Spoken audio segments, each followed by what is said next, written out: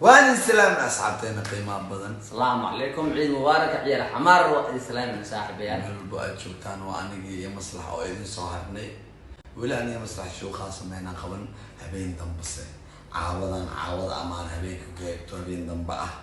وإنه الشوقة أني مصلحة مدين. waxaan xaraxan ku seenaa in xamar fanaaniinta ka badan tahay aashu cid walba ku qabsan karto shacabka inaga badan waxa waaye sama badna $10 waa asxaabay meel saas weyn maahan oo fog waa iftin leedo ayno balana waxa waaye safar shoogan ugu dambeeyay maahan waa kii oo suutinta bixitaanka asxaabteena inta la qiimeynayso oo madaxooda aan saarana anagana madaxa noo saaran waxay leenahay waa habeen dambo ishooga iftin iyo $10 iyo xilliga damboode هيا معنا عارفين سنة حلال من بعض تاسوا قصبة يا الحمراء شو